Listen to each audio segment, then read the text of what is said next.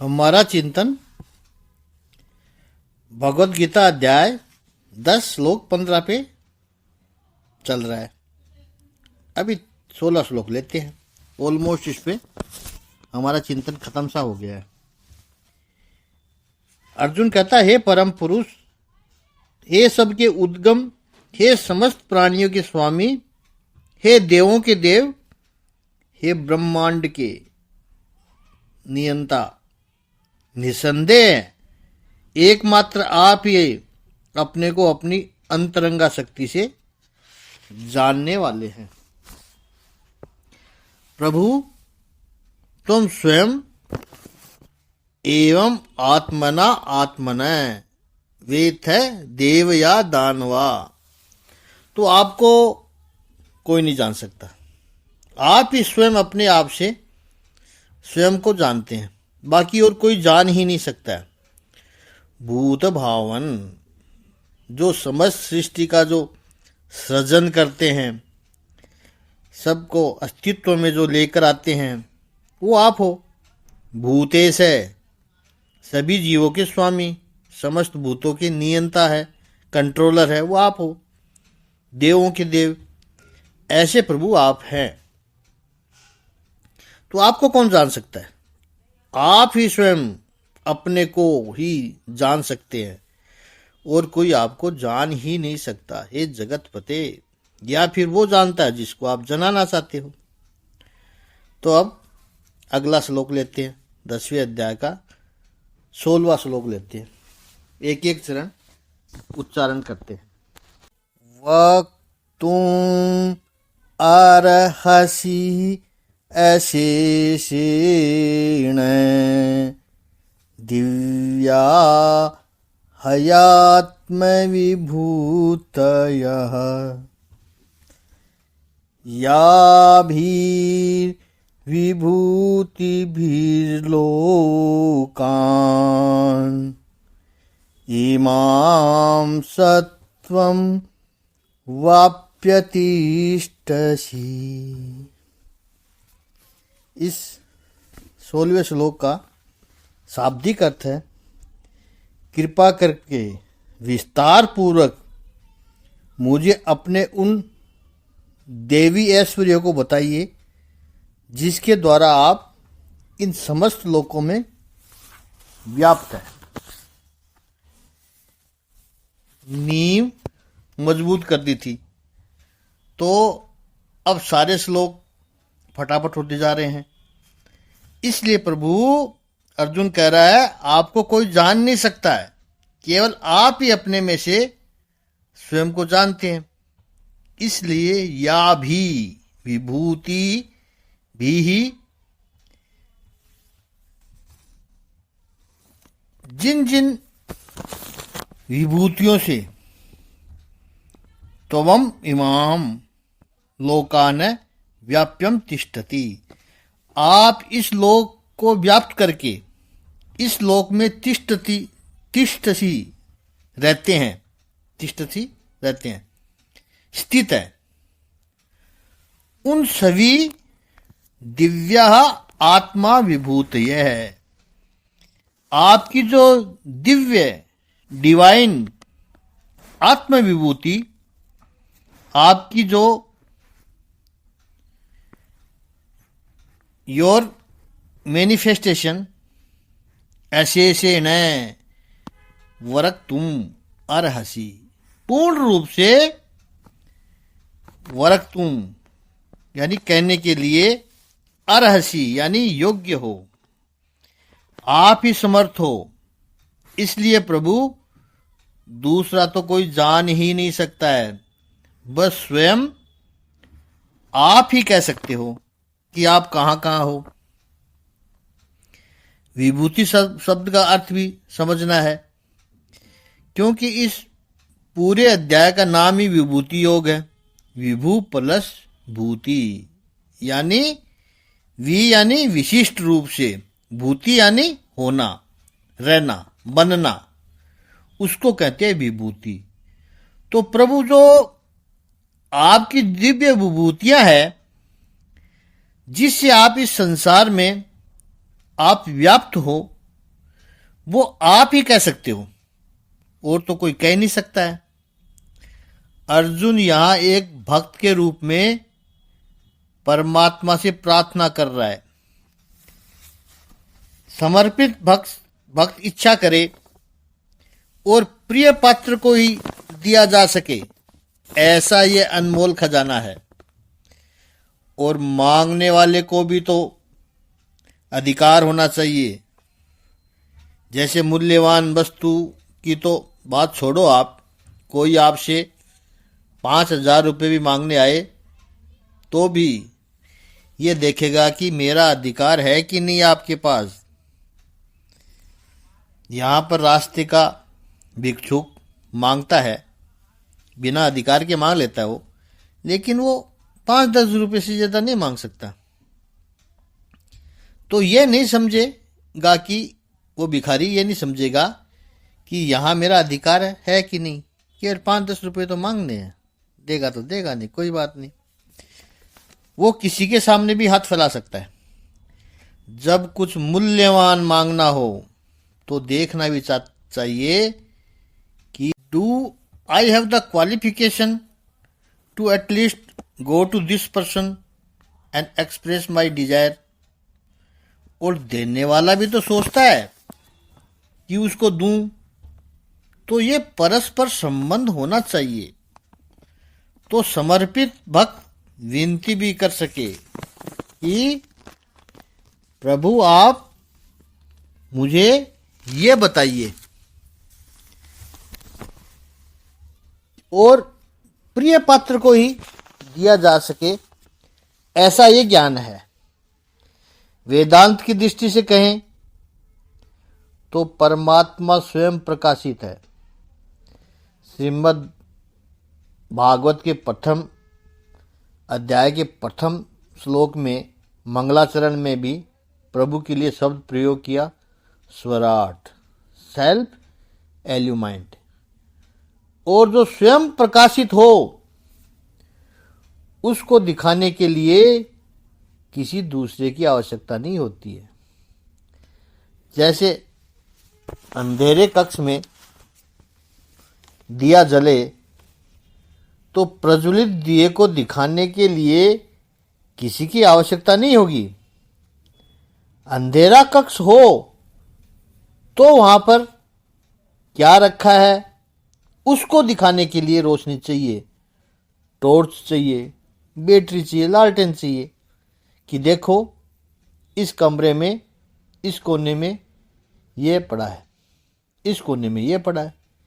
लेकिन एक दिया उस कमरे में आपने प्रज्वलित कर दिया तो आप ये नहीं कहोगे कि जरा टॉर्च लाओ, दिया को देखना है। आवश्यकता ही नहीं होती है, क्योंकि दिया स्वयं प्रकाशित है।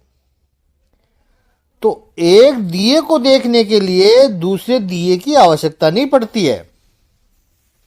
परमात्मा स्वयं प्रकाशित है।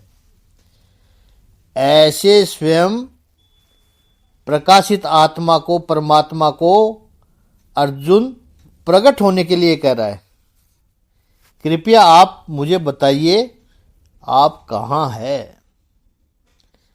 अत्यंत बुद्धि होगी तो ऐसा नहीं बोल सकते, दृष्टा को दृश्य होने के लिए कह रहा है अर्जुन। और ऐसा कहने के लिए बहुत सारी आत्मीयता चाहिए, सरलता चाहिए। और अर्जुन परमात्मा श्री भगवान कृष्ण से ऐसी आत्मीयता भी रखता है और ऐसी सरलता भी रखता है। इसलिए वो बेसिक प्रोटोकॉल होता है वो भी यहाँ पर दूर चला गया है, हट गया है वो प्रोटोकॉल भी। सारी जो प्रोटोकॉल होते हैं, क्या कहें उसको, फॉर्मलिटीज, वो सब हट गई।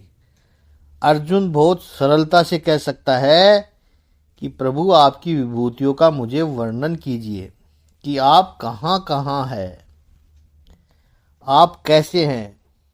क्योंकि आपके सिवाय इन विभूतियों को और कोई बता ही नहीं सकता है। और कुछ इस 16 श्लोक में समझने जैसा कुछ है नहीं, इतना सरल सरल सा श्लोक है और पहले हमने फाउंडेशन बहुत मजबूत कर रखी है, इसलिए सारा कुछ समझ में आ गया कि आप इन समस्त श्लोकों में व्याप्त है और ऐसी देवी ऐश्वर्यों को बताइए आप कहाँ कहाँ है। अब 17वां श्लोक लेते हैं, उसमें अर्जुन क्या कहता है ये देखते हैं। वो थोड़ा टिपिकल है, उसको देखेंगे हम। पहले श्लोक ले लेते हैं, तो एक एक चरण लेते हैं। कथम विद्यामहं योगीन सत्वां सदा परिचिन्तयन् केषु केषु च भावेषु चिन्त्योऽसि भगवन्मया। 17वें श्लोक का शाब्दिक अर्थ है, हे केशव, हे परम योगी, मैं किस तरह आपका निरंतर चिंतन करूं और आपको कैसे जानूं। हे भगवान, आपका स्मरण किन किन रूपों में किया जाए। तो अगर जहां उलझन होगी वहां हम देखेंगे। हे योगीन, यहां अर्जुन संबोधन करता है योगीन। सदा परिचिंतयन अहम त्वाम कथम विद्याम। यूं तो मैं निरंतर आपका चिंतन करता हूं, अर्जुन बोल रहा है। केवल चिंतन ही नहीं कहा है, परिचिंतयन, निरंतर आपका सांगोपांग में आपका निरंतर चिंतन करता रहता हूं। ऐसा मैं अहम त्वाम कथम विद्याम, मैं आपको कैसे जानूं। अब देखिए, जो बात अर्जुन कह रहा है गौर से कि प्रभु मानता तो हूं, लेकिन जानूं कैसे। कोई जानने वाली बात आ गई जिसका हम 2-3 दिन से चिंतन कर रहे हैं। सर्वमेतद्ऋतं मन्ये, आपने और ऋषियों ने, कई ऋषियों ने जो कहा वो मैं सब मानता हूं, लेकिन जानूं कैसे। कथम विद्याम, और हे भगवान, केषु केषु भावेषु चिंतने असि, किस किस भाव से आप मया यानी मेरे द्वारा चिंतय असि, मैं किन किन भाव से आपका चिंतन करूं। पहली बात तो मैं आपका चिंतन करता तो हूं, लेकिन मैं आपको जानूं कैसे। और जो मैं चिंतन करता हूं वो पता नहीं कि मैं किस भाव से करता हूं। तो आप मुझे बताइए कि मेरे भाव में कोई अंतर तो नहीं है, कमी तो नहीं है। यहां पर अर्जुन ने भगवान को योगीन शब्द से संबोधन किया है, यह महत्वपूर्ण है। बाकी तो सब साफ साफ है, हम अगले श्लोक में बढ़ भी सकते हैं। योगी कौन है? जो योग को जानता है वो। और यहां पर जो अर्थ है, अघटित घटना की शक्ति से संपन्न होने के कारण, यहां पर अर्जुन ने भगवान को योगी शब्द का संबोधन किया है। योगी की एक व्याख्या है, जो सामान्य रूप से न हो सके उसको करके दिखाए, उसको योग का है। जैसे योग बलेन च एव, कहते हैं योग बल से करो।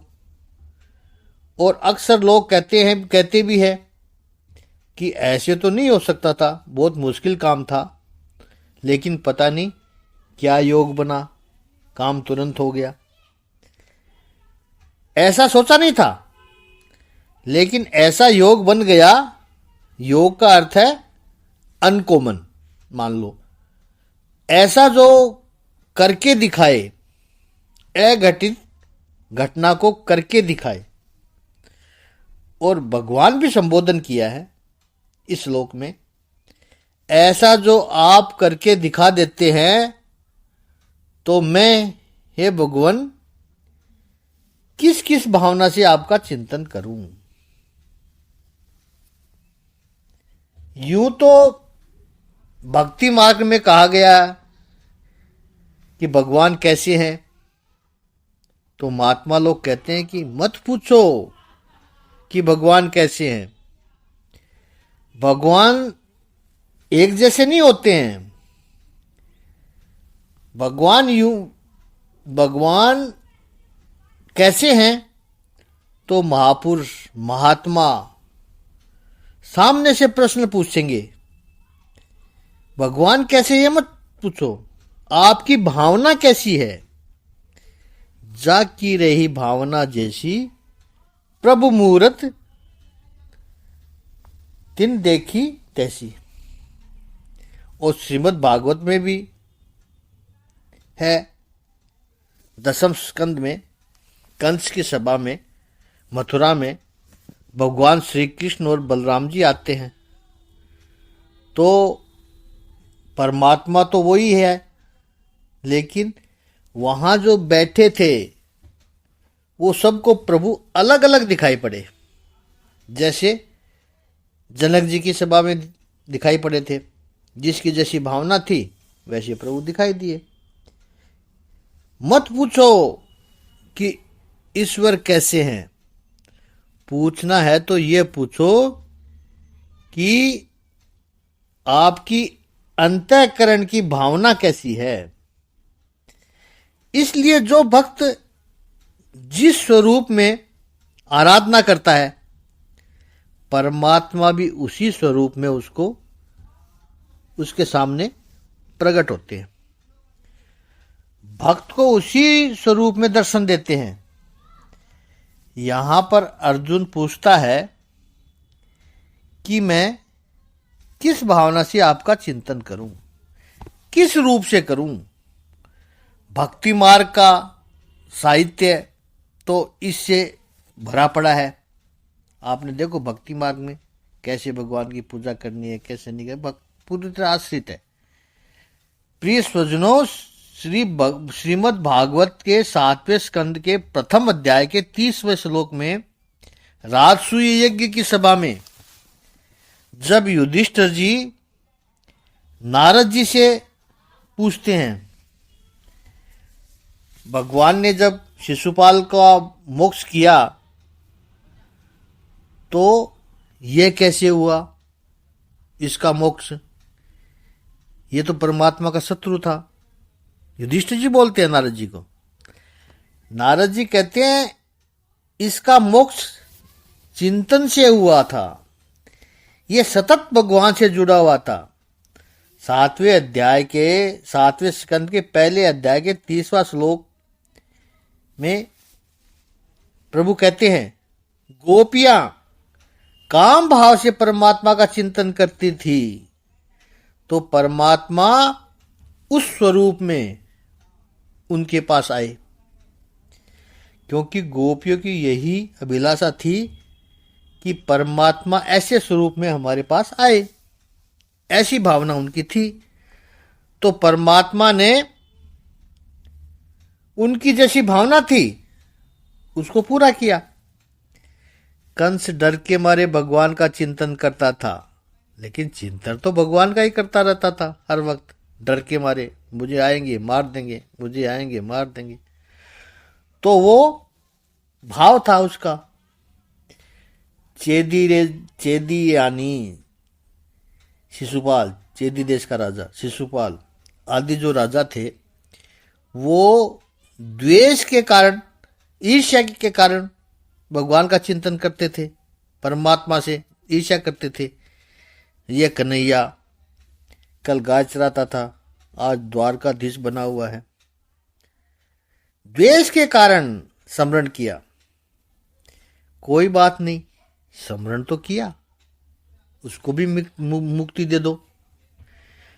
और कृष्ण भगवान के कुल के यादव एक संबंध के कारण